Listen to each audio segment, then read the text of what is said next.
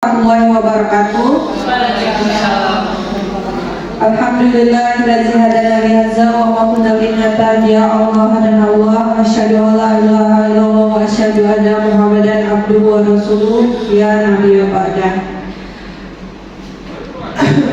Yang terhormat Bapak Ibu Kepala Sekolah, Bapak Chandra Liansa SPD MPD serta wakil, serta Bapak Ibu guru diseminasi pengimbasan budaya positif 1.4 hari ini. Bersyukur atas kehadiran Allah Subhanahu wa taala di mana siang hari ini kita masih bisa berkumpul di laboratorium MPLB SMK Muhammadiyah Pegarawan. Salawat beriring salam tidak lupa kita tunjukkan kepada Nabi besar Muhammad Sallallahu Alaihi Wasallam beserta keluarga, sahabat, dan insya Allah kita sendiri mengikut sunnahnya sampai akhir zaman kita masing-masing. Amin ya rabbal alamin. Susunan acara diseminasi atau pengimbasan budaya positif di SMK Muhammadiyah Pegarawan Sabtu 25 Mei 2024 sebagai berikut. Yang pertama, pembukaan. Untuk membuka acara ini, marilah kita buka sama-sama dengan melafazkan lafaz basmalah. Bismillahirrahmanirrahim. Acara yang kedua, pengantar sekaligus pengimbasan diseminasi budaya positif di SMK Muhammadiyah Pegarawan. Kepada yang terhormat Ibu Harmala Dewi kami persilahkan.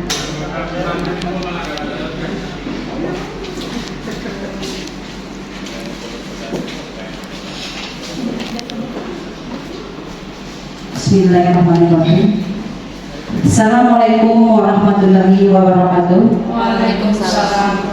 Yang terhormat Kepala SMK Muhammadiyah Pegarawan Bapak Chandra Liansa atau yang mewakili, yang terhormat Bapak Ibu Guru Wakil, Bapak Ibu Guru sekalian yang berbahagia. Pada kesempatan ini saya akan memberikan pengimbasan atau diseminasi mengenai budaya positif.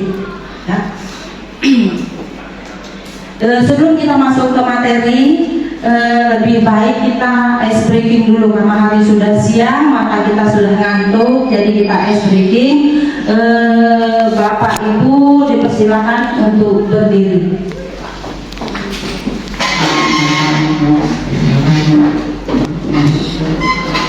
Berdiri ya, kalau bisa berdirinya di belakang kursi karena ini banyak gerak ya Bapak Ibu. Bapak Ibu semua kenal dengan lagu anak-anak kepala, pundak, lutut, dan kaki. Ya. Kenal? Ada yang bisa membantu menyanyikan? Kepala, pundak, lutut, kaki, lutut, kaki. Nah, semua yang disebut kita pegang. Oke Ibu, silakan masuk Ibu. Semua yang kita sebut itu kita pegang. Kepala, pundak, lutut, kaki. Sampai terakhir sampai hidung pipi ya. Oke Ibu, nanti bisa bantu nyanyinya. Kalau sampai pipi itu kepala, lutut, baik. Oke, lutut, Tangan sampai pakai mic Bu Heni. ini kalau kawin Baik ya, kita ice breaking ini kita semuanya kalau pegang kepala. Sebelumnya kita kasih tahu dulu ya. Kepala, pundak, lutut, dan kaki. Nah, nanti kepala, pundak, lutut, kaki. Kalau tidak sampai kaki, tidak macam-macam. oh pinggul bergoyang. Oke, tambah lagi ya, goyang dikit. Jadi kepala, pundak, lutut, dan kaki. Pinggul bergoyang, bertepuk tangan. Ya, ini 2 kali ya. Oke, sama-sama ya. Kita mulai 1, 2, 3. Kepala, pundak, lutut, dan kaki. Pinggul bergoyang, bertepuk tangan. Kepala, pundak, lutut, dan kaki. Pinggul bergoyang, bertepuk tangan. Oke, terima kasih ya.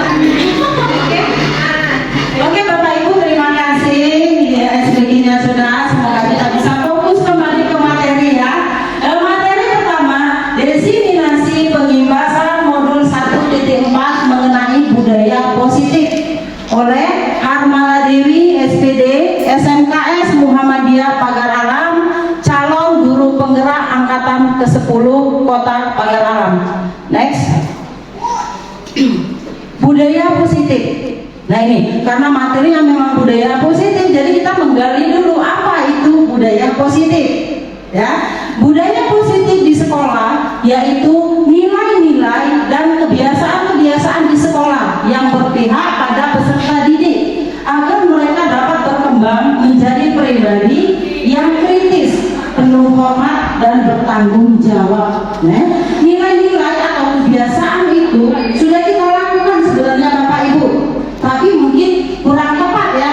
Nilai-nilainya itu apa, kebiasaan-kebiasaan yang kita lakukan pada hari Jumat, sudah itu budaya-budaya kita salaman kalau mau masuk ke sekolah, itu sudah budaya positif ya. Jadi kebiasaan-kebiasaan di sekolah yang berpihak kepada murid, jadi kita itu melatih untuk siswa itu bernalar kritis, berpikir kritis dan bertanggung jawab, karena tugas-tugas yang kita berikan itu adalah tanggung jawab mereka, seperti kegiatan di Jumat pagi, ada pengembangan diri, ada muhadharah, ada lagi senam. Nah itu semua termasuk budaya positif di lingkungan sekolah. Oke, next. Pandangan, ya. Jadi kita mengharapkan suatu perubahan. Perubahan seperti apa sih untuk murid-murid kita? Nah, di sini kami pada CGP ini digali perubahan-perubahan apa yang harus kita lakukan untuk siswa. Untuk membangun budaya positif, sekolah perlu menyediakan lingkungan yang positif. Nah, jadi sekolah itu kita harus menyediakan lingkungan yang positif, katanya, jadi lingkungan yang baik ya, aman, nyaman, agar murid-murid mampu berpikir, bertindak, dan menciptakan dengan merdeka, mandiri, dan bertanggung jawab. Jadi kita terlebih dahulu, kita sebagai guru, kita harus mengajak, membina siswa-siswa kita bagaimana supaya siswa kita itu memiliki rasa aman. Bagaimana supaya siswa kita itu bisa berpikir positif, kemudian merdeka, mandiri, dan bertanggung jawab. Artinya kita sebagai guru, kita harus mendampingi siswa, menuntun siswa, menuntun siswa, mendampingi siswa, bagaimana supaya mereka itu berpikir positif. Itu. Kemudian lazimnya disiplin dikaitkan dengan kontrol. Dalam hal ini kontrol guru dapat menghadapi murid. Jadi inilah yang akan kita bahas nantinya. Kontrol guru untuk menghadapi murid supaya tercipta lingkungan positif, aman, berpikir dan bertindak, menciptakan merdeka dan mandiri tadi. Jadi kita harus punya kontrol. Karena pada dasarnya tugas guru ini bukan mengajar.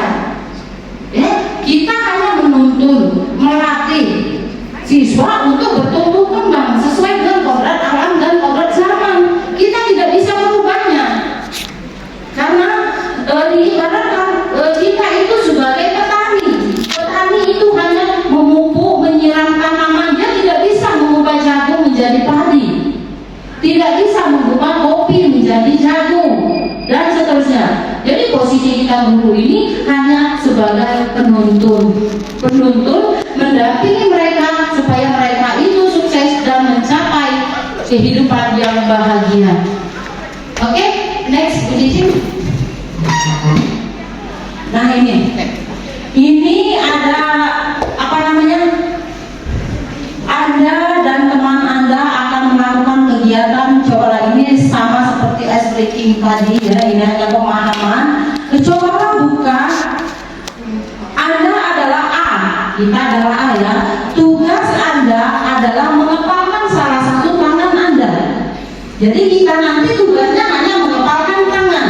Coba Anda bayangkan bahwa Anda menyimpan sesuatu yang sangat berharga di kepalan tangan Anda.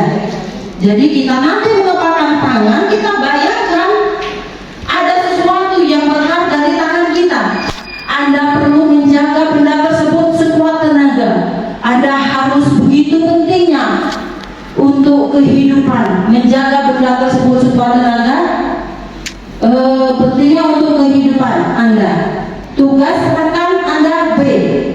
Jadi tadi kita A ya, kita mengepalkan tangan tugas kita. Kemudian rekan Anda adalah B, mencoba dengan segala cara untuk membuka kepalan tangan Anda. teman Anda B boleh membujuk, menghardik, mengintimidasi, memarahi, menggoda, menggelitik, dan menawari Anda uang agar Anda bersedia membuka kepalan tangan Anda. Nah itu yang dilakukan oleh B. B ini tadi membujuk kita, sogokkan segala macam sampai dia mengancam kita supaya kita membuka tangan kita yang berisi sesuatu yang berharga bagi kita tadi. Cobalah lakukan kegiatan, cobalah buka di atas dengan B secara bergantian, masing-masing A dan B memiliki waktu 30 detik saja. Nah, jadi permainannya waktunya 30 detik saja. Sesudah itu diskusikan kegiatan ini dan cobalah jawab pertanyaan-pertanyaan di bawah ini secara mandiri dan diskusikan kembali dengan rekan Anda B. Bandingkan jawaban Anda apakah berbeda atau sama, bila mana berbeda kira-kira mengapa. Nah itu kira-kira mengapa. Pertanyaannya, apakah Anda atau B membuka kepalan tangan Anda? Mengapa?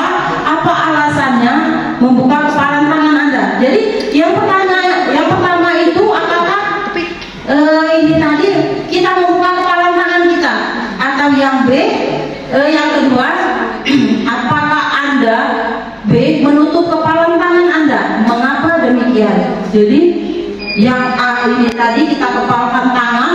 Oke, semuanya ibu-ibu, mari kita kepalkan tangan semuanya. Jadi kita bayangkan ada sesuatu yang berharga di tangan kita. Ada sesuatu yang berharga di tangan kita. Sedangkan si B, anggap saja saya di sini posisinya si B, meminta Bapak Ibu sekalian untuk membuka kepalan tangan. Apakah Ibu akan membukanya? Tidak. Oke, ada yang menjawab tidak, ada yang menjawab membuka. Tidak. Oke, siapa yang bisa memberikan sedikit penjelasan ngapun yang tidak kalah buka tangan? Oke, Bu Heni, silakan Bu Heni.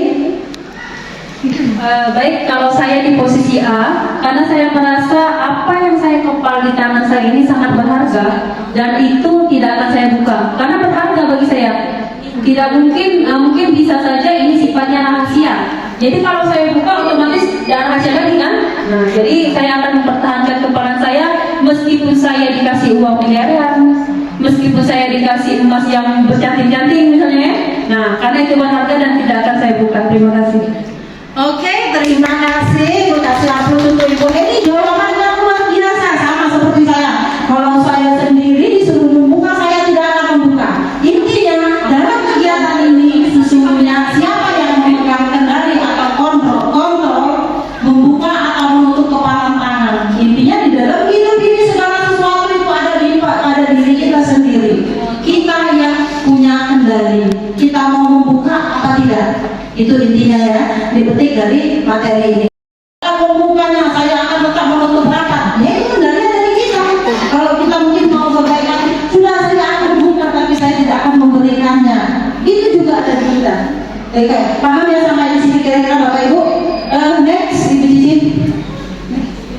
Nah ini menurut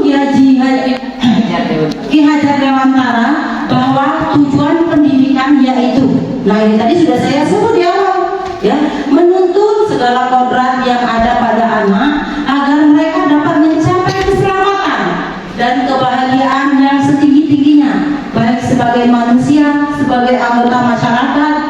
Oleh sebab itu pendidik hanya dapat menuntun tumbuh atau hidupnya kekuatan kodrat pada anak pada anak-anak agar dapat memperbaiki lakunya, bukan dasarnya, hidup dan tumbuh kekuatan kodrat anak. Nah, jadi di sini yang tadi sudah saya sampaikan bahwa kita itu tidak bisa mengubah dasarnya. Dasar itu bawaannya, kodrat alam yang dimiliki oleh anak tersebut. Kita sebagai guru ini hanya bisa menuntunnya saja, mengarahkannya saja. Tetapi walaupun demikian kita harus mempunyai pengetahuan, kita harus mempunyai batasan-batasan itu untuk membimbing tumbuh kembangnya anak. Diibaratkan oleh Ki Hajar Dewantara tadi, guru itu adalah seorang petani. Seorang petani tadi sudah saya jelaskan bagaimana seorang petani itu dia hanya merumput, menyiram, memupuk, dia tidak bisa mengubah kodrat dasarnya. Gitu ya, paham ya kira-kira? Selanjutnya, next. Nah, kita sendiri yang memegang kontrol atas kepalan tangan kita. Apakah kita membuka atau menutup kepalan tangan kita? Itu tergantung pada diri masing-masing sesuai dengan kebutuhan dasar kita saat ini. Nah, nanti kita akan membahas kebutuhan dasar manusia. Jadi di sini kembali lagi ke materi yang awalnya tadi, kepalan tangan itu ada di kita mau membuka atau menutupnya, karena kita mempunyai kontrol untuk diri kita sendiri. Oke, next. Selanjutnya, dari tadi saya materinya panjang, tidak memberi kesempatan Bapak Ibu untuk bertanya. Jadi dari sampai sejauh tadi kita sampai tujuan Ki Hajar Dewantara untuk pendidikan tadi, Bapak Ibu ada yang mau ditanyakan? Bagaimana kira-kira, ada yang mau ditanyakan? Paham ya? Paham semua? Oke, kalau paham kita lanjut. Perubahan paradigma teori kontrol atau ilusi kontrol. Jadi apa sih ilusi kontrol? Nah, itu ilusi guru mengontrol murid. Jadi ilusi itu bayangan kita dalam mengontrol murid, ya. Selanjutnya, ilusi bahwa kritik dan membuat orang merasa bersalah dapat menguatkan karakter. Itu ilusi. Ilusi itu hanya bayangan semu, ya. Jadi bayangan semu bahwa kritik dan membuat orang merasa bersalah dapat menguatkan karakter. Nonsen, itu tidak benar, ya. Selanjutnya, ilusi bahwa semua penguatan positif efektif dan bermanfaat. Kemudian yang terakhir, ilusi bahwa orang dewasa memiliki hak untuk memaksa. Itu semua tidak benar Bapak Ibu. Nonsen itu hanya anggapan, hanya ilusi, ya, hanya ilusi. Selama ini mungkin saya sendiri sebagai guru saya merasakan saya itu sering membuat murid merasa bersalah. Contohnya, suatu hari ada siswa itu gentayangan tidak masuk dalam kelas. Saya panggil dia, kenapa kamu tidak masuk dalam kelas? Gara-gara kamu saya menahan pada sekolah. Itu salah. Membuat siswa tadi merasa bersalah terhadap diri saya. Padahal itu tidak mendidik, itu hanya ilusi, itu tidak benar. Berarti perlakuan saya selama ini tadi bisa dikatakan salah. Benar kami mengikuti pendidikan CGP ini banyak sekali Bapak Ibu ilmu yang didapatkan. Banyak sekali ilmu yang didapatkan, gitu. Jadi paham. Selama ini saya suka menghukum kalau siswa telah 5 menit push up 5 kali. Apakah itu membuat efek jerak? Tidak Bapak Ibu. Tidak membuat efek jerak, karena itu setelah saya lakukan. Setiap dia telat 5 menit, baru push up 5 kali. Minggu depannya 10 menit dia telat, minggu depannya setengah jam, karena cuma push up. Itu tidak membuat jerak. Jadi itu nanti penanganannya kembali ke kontrol murid. Jadi ada 5 kontrol nanti yang kita bahas, akan seperti apakah kita menjadi guru. Kalau saya terus terang selama ini saya itu sudah salah, ya salah. Karena saya itu berilusi kalau saya hukum seperti ini siswa akan berubah. Nah itu ya. Misalnya kalau saya berikan hukuman, saya berikan ancaman, siswa akan berubah. Ternyata tidak. Itu adalah sikap yang salah. Oke? Next Bu. Nah ini, perubahan paradigma stimulus respon teori kontrol. Siapa sesungguhnya yang memiliki kontrol? Nah itu pertanyaan. Pertanyaan. Oke, sebelum kita lanjut ke pembahasan materi, kira-kira siapa Bapak Ibu? Kita sendiri, diri kita sendiri. Oke, diri kita sendiri ya Bu ya. Oke, benar sekali, itu diri kita sendiri. Nah, untuk lebih jelasnya kita baca itu. Minta tolong ada yang bisa membantu saya membaca stimulus respon dan teori kontrol. Siapa yang bisa membantu membaca?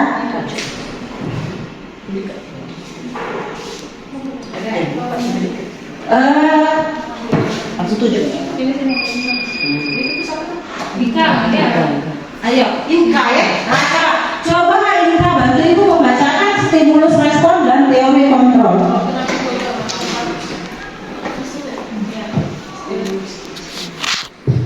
Yang stimulus respon yang pertama, mencoba mengubah orang agar berpandangan sama dengan kita.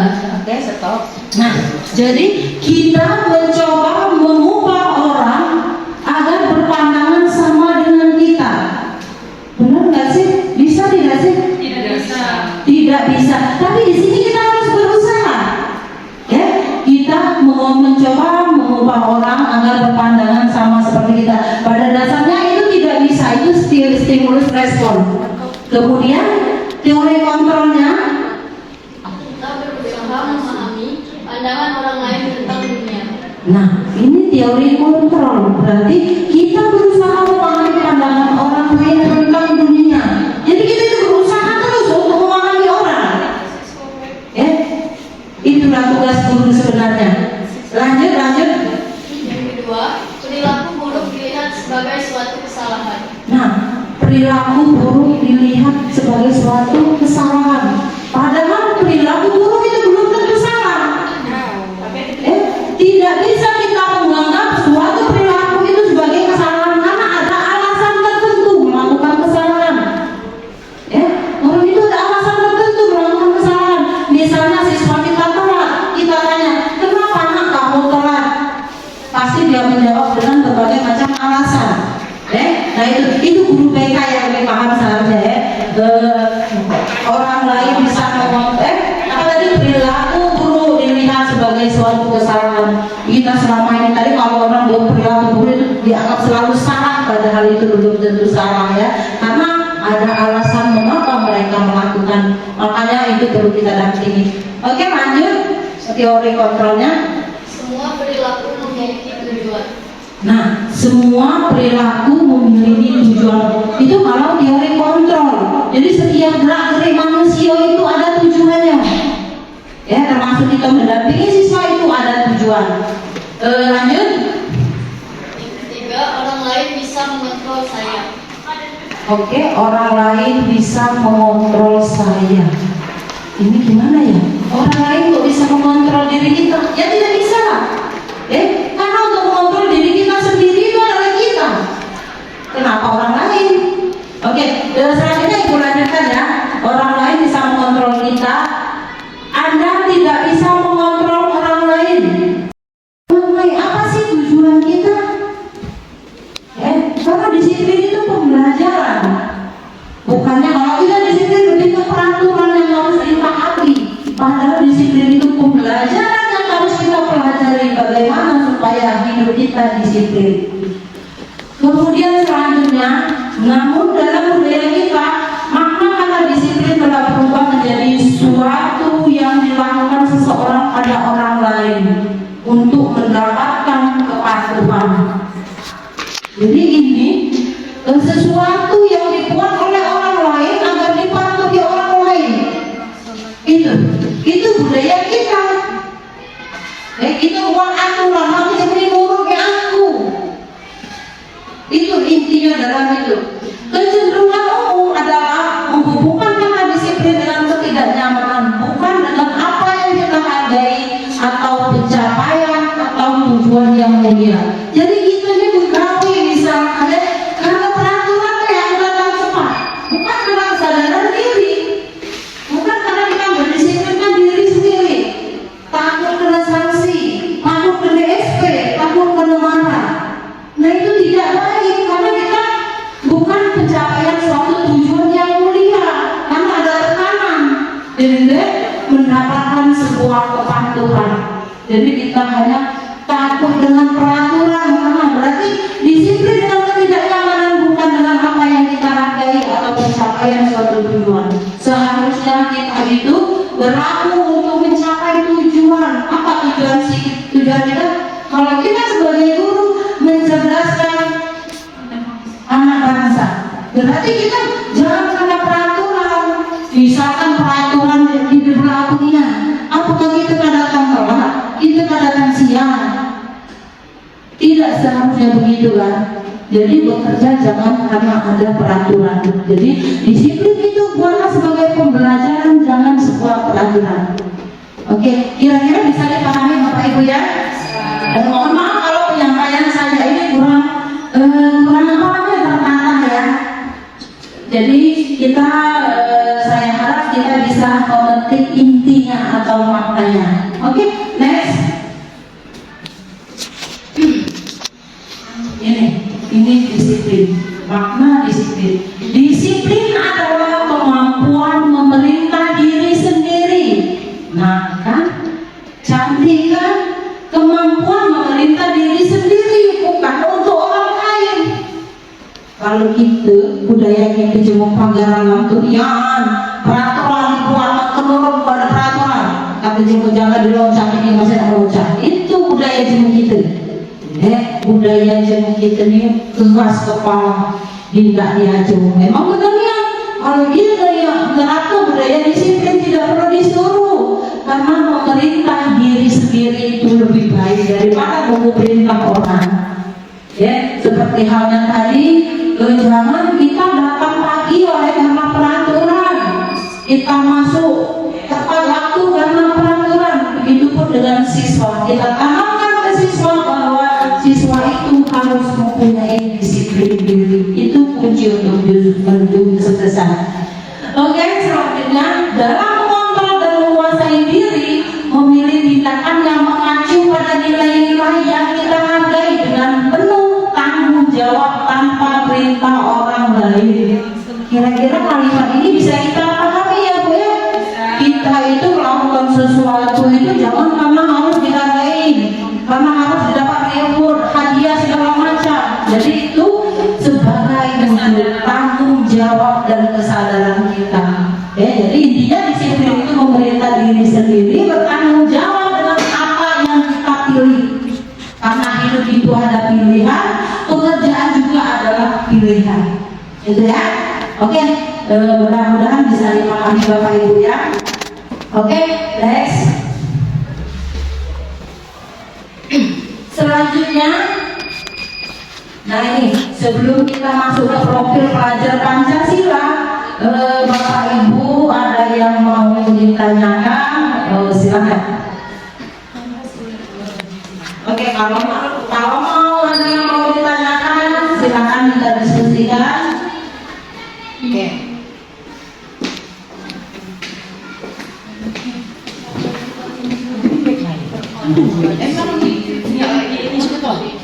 Nah, ini guru BK bertanya. Oke, guru BK bertanya ya. Kan tadi Ibu Harmalia berbicara tentang ilusi. Apa tadi yang pertama?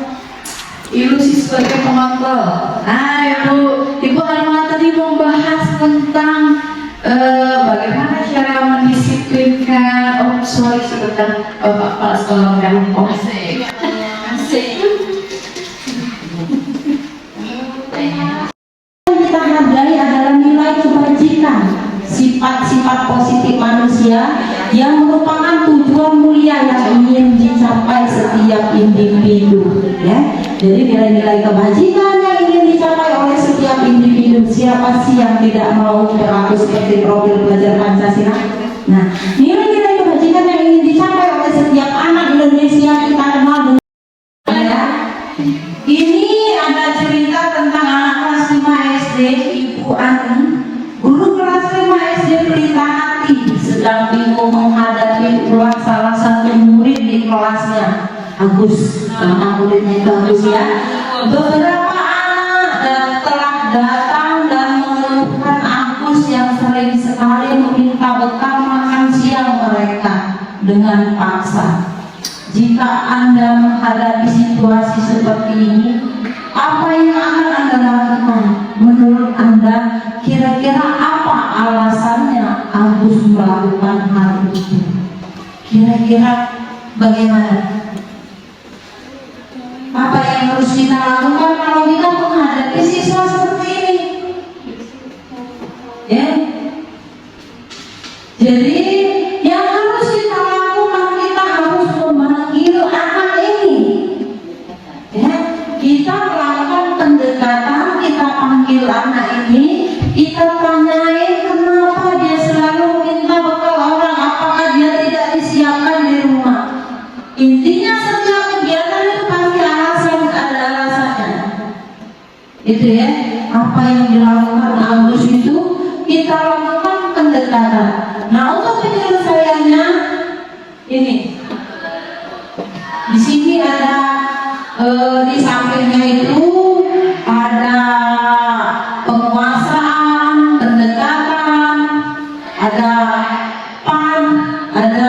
itu.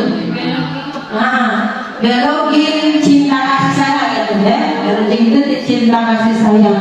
Mungkin ya karena kebutuhan dasar itu tidak dipenuhi, tidak ada pada diri aku sini sehingga dia melakukan seperti itu. Nah, bagaimana penyelesaiannya? Next itu. Dalam konteks penerapan disiplin positif, nah ini cara menyelesaikannya. Ibu Ani sebaiknya mencari tahu alasan Agus melakukan tindakan tersebut agar mengetahui kebutuhan mana yang sedang berusaha dipenuhi Agus. Berarti Agus ini tadi kebutuhan dasarnya tidak terpenuhi. Nah, yang mana yang tidak terpenuhi? Nah, apabila jawaban Agus karena ia lapar dan orang tuanya tidak membawakan bekal makan siang, kebutuhan adalah bertahan hidup, berarti kebutuhan untuk hidup dia tidak ada. Satu saja kebutuhan dasar tidak terpenuhi, orang akan melakukan berbagai cara dengan ya benar Bu Edi, ini Bu Edi itu kurang kasih sayang, benar sekali ini. Ya, dari itu kita lanjut. Apabila jawaban Agus karena ia senang temannya jadi memperhatikan dia, kebutuhan adalah cinta kasih sayang dari Pauli diterima. Jadi kalau kata Agus, ibu saya melakukannya senang karena kalau saya lakukan itu teman-teman akan memperhatikan saya, ya. Jadi itu karena kurang kasih sayang.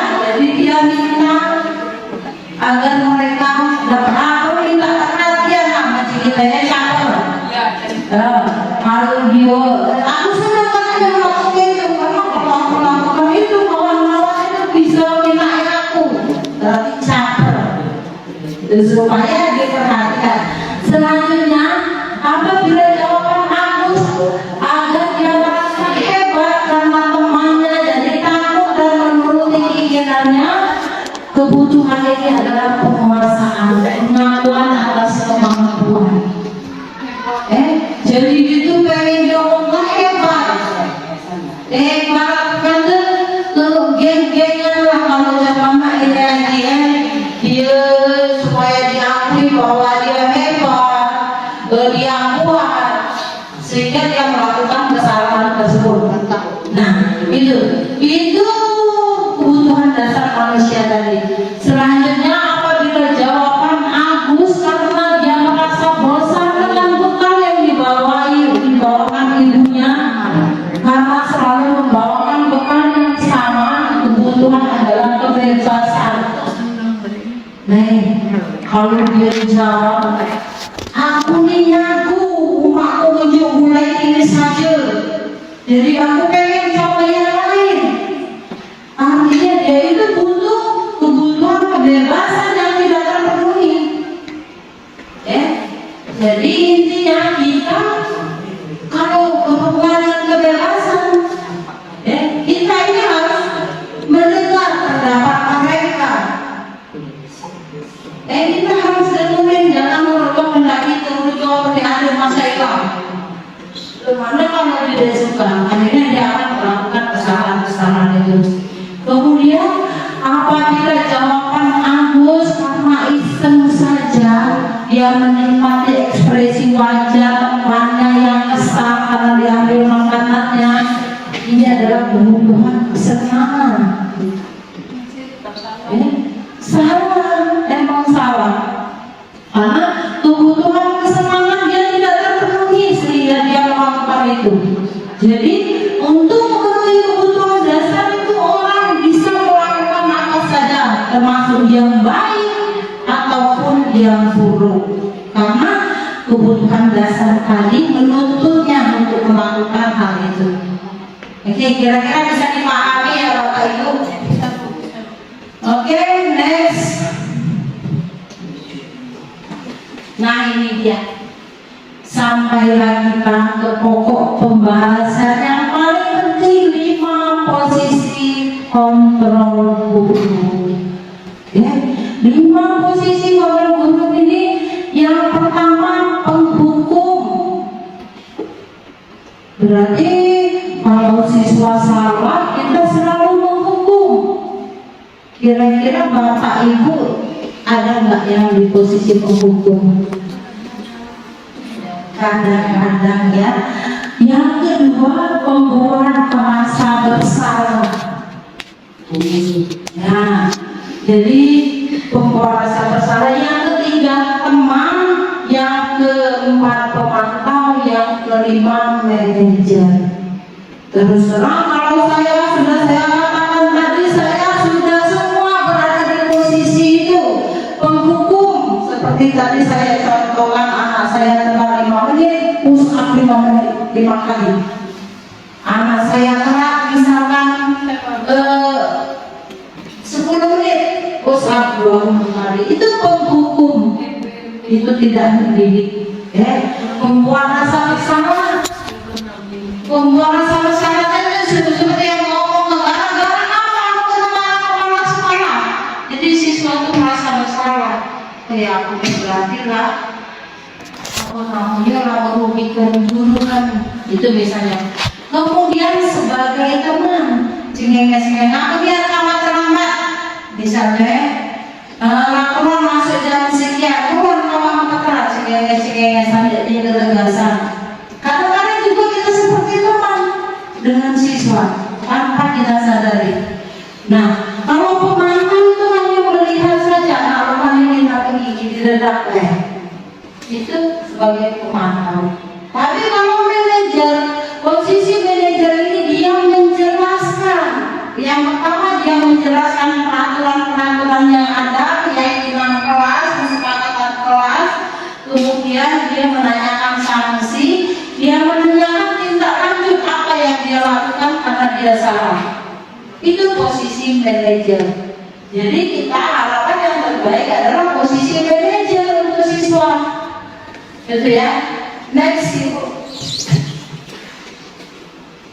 Nah ini 5 posisi kontrol. 5 posisi kontrol itu penghukum, pembuat rasa bersalah, kemudian teman, pemantau, yang terakhir manajer. Nah itu perlakuan kita, apa yang harus kita lakukan apabila berada di 5 posisi tersebut. Ya, 5 posisi kontrol. Di posisi mana kita? Gitu ya. Oke, next Ibu. Nah ini setelah posisi kontrol kita, ini ada pertanyaan yang tidak boleh ya. Pertanyaan siapa yang mengatakan saya kecewa sekali dengan kamu. Nah, kira-kira boleh tidak bicara seperti itu? Tidak kan? Kemudian kamu tidak pernah benar melakukannya. Ayolah lakukan demi Bapak Ibu. Apa kamu mau mendapatkan stiker bintang hari ini? Bagaimana kamu bisa menyelesaikan masalah hari ini? Kamu selalu yang paling terang. Itu kata pertanyaan-pertanyaan itu menghardik. Ya, itu tidak boleh. Ya, jadi dia kalau yang pertama itu membuat rasa bersalah, berikutnya itu sebagai penghukum, yang ketiga itu sebagai teman, yang keempat pemantau, yang kelima manajer, yang terakhir itu penghukum. Harusnya penghukum itu yang pertama ya, manajer yang terakhir. Bagaimana kamu bisa menyelesaikan masalah itu? Itu pertanyaannya lebih baik untuk siswa kita. Ya, kalau kita banyak-banyak lewat, tidak tanya kita apa kesalahan kamu tahu tidak perhatikan kita, bagaimana kamu menyelesaikan permasalahan itu yang harus kita lakukan. Itu sering kita saya kecewa sama kamu. Nah itu kan sering kita itu sebagai pembuat orang bersalah, jadi dia akan merasa bersalah. Oke, next. Nah ini budaya positif. Kalau tadi 5 kontrol yang harus dimiliki oleh guru, ini dari awal dari profil pelajar Pancasila kembali ke 5 kontrol. Yang ini budaya positif. Budaya positif itu hal-hal atau kebiasaan-kebiasaan yang baik di lingkungan sekolah kita, lingkungan positif, keyakinan kelas, terus pertanggungjawaban kelas. Jadi kita sebagai guru kita harus membuat keyakinan kelas, karena kalau tidak ada keyakinan kelas kita tidak bisa memperlakukan 5 kontrol tadi. Keyakinan kelas itu kesepakatan yang kita buat sebelum pembelajaran. Nah, di situ ada keyakinan kelas, ada peraturan. Kalau keyakinan kelas itu kesepakatan bersama sesuai dengan kebutuhan, kalau peraturan itu sesuatu yang dibuat, tidak tahu diganggu-gugat lagi. Biasanya kalau peraturan itu dari sekolah, kalau keyakinan kelas kita sudah wali kelas atau guru sebelum pembelajaran kita membuat dengan siswa.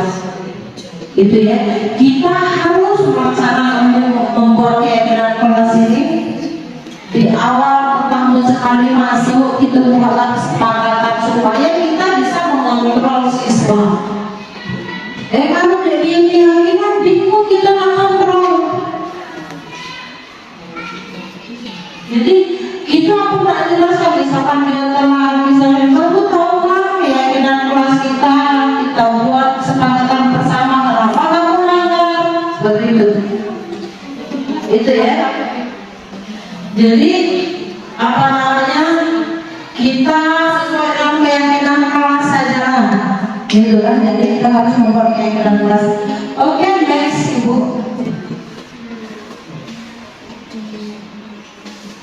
Nah, ini keyakinan kelas. Keyakinan kelas adalah nilai-nilai kebajikan dan prinsip universal yang disepakati bersama secara universal, lepas dari latar belakang suku, negara, bahasa maupun agama. Jadi itu untuk membuat keyakinan kelas. Keyakinan kelas itu kita sepakati. Kita tidak memandang suku, negara, bahasa maupun apapun, pokoknya satu kelas itu. Itu menurut Gosen 1998, suatu keyakinan akan lebih memotivasi seorang dari dalam atau intrinsik. Seorang akan lebih bersemangat untuk menjalankan keyakinan daripada hanya sekedar mengikuti serangkaian peraturan. Jadi kalau peraturan sudah dibuat sedemikian rupa, kita peraturan itu biasanya kalau kita dari sekolah ini kita dikasih dari sekolah, tidak bisa diganggu-gugat karena peraturan itu belum tentu cocok untuk kelas. Kalau keyakinan kelas itu kesepakatan bersama di awal pembelajaran, kita harus membuat kesepakatan dengan siswa. Kita tulis, bisa dibuat bentuk dalam stiker atau apapun, bisa kita tempel di kelas kita. Kita wajib membuat kesepakatan kelas sebelum pembelajaran. Oke. Selanjutnya next itu. Nah, pembentukan keyakinan kelas. Pembentukan keyakinan kelas bersifat abstrak daripada peraturan yang lebih rinci dan konkret. Jadi peraturan kelas itu abstrak, jadi nyata sesuai dengan kebutuhan kelas, daripada peraturan yang lebih rinci dan konkret. Kalau peraturan itu lebih rinci dan konkret tapi belum tentu cocok di dalam kelas karena sifatnya kaku, gitu ya. Keyakinan kelas berupa pernyataan-pernyataan yang universal. Jadi universal itu nyata secara menyeluruh di dalam kelas. Kemudian pernyataan keyakinan kelas senantiasa dibuat dalam bentuk positif. Selanjutnya, keyakinan kelas hendaknya tidak terlalu banyak sehingga mudah diingat dan dipahami. Nah, Bapak Ibu sekalian, kalau berkeyakinan kelas itu tidak terlalu banyak, kita sesuaikan saja. Misalkan tidak boleh telat masuk kelas, tidak boleh bicara saat ada yang bicara. Kemudian itu contohnya tidak boleh main HP saat pembelajaran. Itu misalnya, itu keyakinan kelas yang kita buat. Misal, itu contohnya. Jadi jangan terlalu banyak. Kalau terlalu banyak dia pusing. Mana yang harus ditaati, mana yang harus dilewati. Intinya, kalau keyakinan kelas itu yang paling penting itu kalau lagi ada teman yang mengutarakan pendapatnya yang lain, harap diam dan mendengarkan. Itu harus kita buat. Saat guru memberikan penjelasan, siswa harap diam dan mendengarkan. Itu yang penting di dalam kelas. Kemudian semua warga kelas sebaiknya ikut berkontribusi dalam membuat kegiatan kelas lewat curah pendapat. Nah ini curah pendapat ya. Misalnya kita buat kesepakatan kelas, guru siswa itu harus ambil, harus berpendapat, ditanyai satu persatu. Apa menurut kamu kesepakatan kelas yang harus kita sepakati untuk mengikuti pembelajaran? Itu ya. Kemudian bersedia meninjau kembali keyakinan kelas dari waktu ke waktu. Nah, keyakinan kelas yang sudah kita buat tadi bisa kita rawat, bisa kita perbaiki dari waktu ke waktu sesuai dengan kebutuhan kelas kita masing-masing. Ya, gitu. Berarti dia bisa ditinjau. Oke, next. Selanjutnya membuat kesepakatan kelas. Nah itu gambar membuat kesepakatan kelas. Kesepakatan kelas tadi bisa kita buat dalam bentuk mading, warna-warni, merah, kuning, hijau supaya menarik. Biasanya kalau pelanggarannya berat merah misalkan, kalau dia sejuk hijau gitu kan. Kita buat warna-warni, kita tempel di kelas kita. Buatlah seindah mungkin supaya siswa itu tertarik untuk membacanya dan ingat apa isinya. Nah itu kesepakatan kelas ya, jadi itu kita harus buat. Berikutnya segitiga restitusi. Nah segitiga restitusi ini mengenai nilai apa yang telah kita sepakati. Kamu ingin menjadi orang yang seperti apa? Kamu tentu punya alasan mengapa melakukan itu. Adakah cara yang lebih efektif untuk mendapatkan apa yang kamu butuhkan? Jadi ini segitiga restitusi ini dalam untuk menyelesaikan masalah-masalah yang dihadapi oleh siswa. Jadi itu dengan cara yang pertama, validasi tindakan yang salah, kemudian menstabilkan identitas, menanyakan kepastian. Itu segitiga restitusi itu untuk penyelesaian masalah, untuk melihat masalah yang ada di kelas. Nah itu next. Tahapan segitiga restitusi. Yang pertama, menstabilkan identitas. Berbuat salah itu tidak apa-apa. Nah, mendengar kata-kata ini, berbuat salah itu tidak apa-apa. Tidak ada manusia yang sempurna. Saya juga pernah melakukan kesalahan seperti itu. Kita bisa menyelesaikan ini. Bapak Ibu tidak tertarik mencari siapa yang salah, tetapi Bapak Ibu ingin mencari solusi permasalahan ini. Kamu berhak merasa begitu. Ini tahapan segitiga restitusi, yaitu menstabilkan identitas, menanyai identitas siswa yang bermasalah dari apa sebab dia berbuat salah. Karena itu berbuat salah itu tidak apa-apa, tidak ada manusia yang sempurna. Itu kalimat-kalimat yang kita ungkapkan ke siswa, ya, supaya mereka merasa aman. Ini tahapan segitiga restitusi. Next. Yang kedua, validasi tindakan yang salah. Nah, padahal kamu bisa melakukan yang lebih baik, lebih buruk dari ini ya. Kamu pasti punya alasan mengapa kamu melakukan itu. Kamu patut bangga pada dirimu sendiri. Kamu telah melindungi sesuatu yang penting buatmu. Ini tahapan penyelesaian restitusi tadi, segitiga restitusi. Dari mengidentifikasi, kemudian validasi apa yang salah, ya. Jadi kita validasi, kita data apa yang salah dari siswa tadi. Oke, next. Nah, ini menanyakan keyakinan. Ini tahapan yang terakhir dari penyelesaian segitiga restitusi. Menanyakan keyakinan. Apa yang kita percaya sebagai kelas atau keluarga? Apa nilai-nilai umum yang kita telah sepakati? Apa bayangan kita tentang kelas yang ideal? Kamu mau jadi orang yang seperti apa?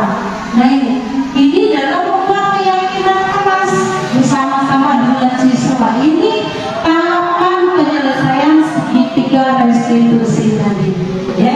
Jadi, oke, jadi itu tahapan penyelesaian segitiga restitusi. Oke, lanjut. Nah, ini wawancara, salah satu penyelesaian masalah. Wawancara yang dilakukan oleh seorang guru dengan wali murid, ya, melihat wali murid bagaimana latar belakang keluarganya untuk penyelesaian segitiga restitusi tadi, ya. Itu melibatkan orang tua wali murid. Nah, itu yang dilakukan oleh itu contoh itu saya gitu ya. Nah, kemudian setelah kita berkoordinasi apa-apa kebutuhan kelas untuk menyelesaikan segitiga restitusi tadi, siswa kita aja untuk berpikir bagaimana membuat keyakinan kelas. Nah, itu salah satu siswa kita lagi berpikir untuk membuat keyakinan kelas, kira-kira apa sih yang cocok, apa yang bagus. Nah, itu termasuk penyelesaian dari segitiga restitusi tadi, ya, membuat keyakinan kelas. Itu lagi berpikir apa itu yang membuat keyakinan kelas, seluruhnya ditingkatkan. Oke, next. Nah, represi ini perasaan saya saat ini. Karena berarti kalau sudah represi berarti sudah di penghujung, ya, sudah di penghujung materi kita di sini selesai. Nah, represi ini perasaan saat ini setelah mengikuti materi pengimbasan diseminasi pada hari ini, saya jadi paham bahwa kemudian target saya selanjutnya. Oke, Bapak Ibu silakan untuk memberikan refleksinya atas pembelajaran yang saya berikan dari tadi itu. Kira-kira bagaimana perasaan Bapak Ibu setelah merasa senang, bangga, bahagia, kemudian setelah mengikuti materi pengimbasan ini saya jadi paham tentang 5 kontrol, misalkan kebutuhan dasar manusia seperti apa yang tadi Ibu jelaskan. Kemudian target saya selanjutnya tentu dong menjadi seorang manajer, ya. Target saya selanjutnya tentunya menjadi seorang manajer. Oke, siapa yang bisa merefleksikan kegiatan kita hari ini? lagi lah. Oke, Ibu Cicilia Widianti akan merefleksikan kegiatan kita hari ini. Iya. Baik, saya akan mencoba merefleksikan apa yang telah disampaikan oleh Ibu Harmala. Yang pertama yaitu perasaan saya saat ini. Tentu saya senang karena tentu ini akan memperkaya pengetahuan saya tentang bagaimana menghadapi siswa, menghadapi permasalahan-permasalahan yang terjadi pada siswa, dan menemukan metode baru untuk kita menghadapi siswa kita. Karena kebiasaan kita selama ini tentu sangat bertolak belakang dengan materi orang malas seperti itu. Kemudian setelah mengikuti materi pembahasan atau diseminasi pada hari ini, saya jadi paham bahwa murid itu sebenarnya kepengen apa yang kita lakukan, murid juga pengen seperti itu gitu. Apa yang kita pengen rasakan, murid juga pengen seperti itu. Ketika kita lakukan dengan murid, kita baik dengan murid, tentu begitu juga kita pengen gitu. Jadi apa yang kita pengen, begitu juga siswa kita. Sehingga untuk kedepannya mungkin dari yang saya tangkap dari materi Harmala, ketika menghadapi murid kita harus kalau bahasa Jawanya itu menyempatkan diri, gitu. Menempatkan pada diri kita, pengen diapakan kita, pengen seperti apakan sih sebab kita dia seperti itu. Yang ketiga target saya selanjutnya adalah saya akan mencoba metode-metode yang sudah disampaikan oleh Ibu Harmala dalam menyelesaikan masalah-masalah murid yang mungkin nanti akan saya temukan di kelas saya nanti. Mungkin itu saja Bu Harmala. Terima kasih. Oke, luar biasa Ibu Cici ya atas refleksinya. Oke, kita kasih aplaus untuk Ibu Cici ya. Setelah refleksi ini karena waktunya sudah habis, sebenarnya saya mau sampai sore berbicara, tapi karena waktu dibatasi, jadi kita pada ini sampailah ke sisi terakhir itu ucapan terima kasih. Oke, terima kasih Bapak Ibu hebat semua partisipasinya. Mohon maaf apabila ada salah penyampaian, dan kepada Allah saya mohon ampun. Saya akhiri, wassalamualaikum warahmatullahi wabarakatuh.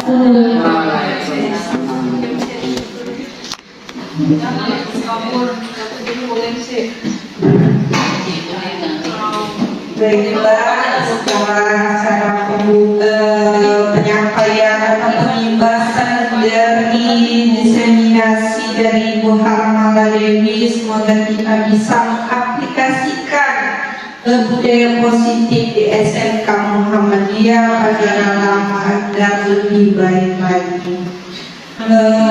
Sampai lagi penghujung acara, untuk menutup acara ini kita sama-sama melapaskan atas hamdalah. Alhamdulillahirobbilalamin.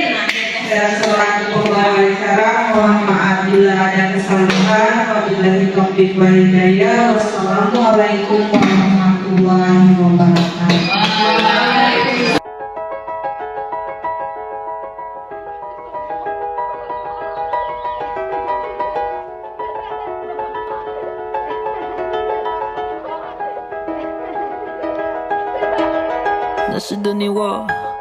Sitting in the car, listening to blind, 这边每个角落，只有你和我。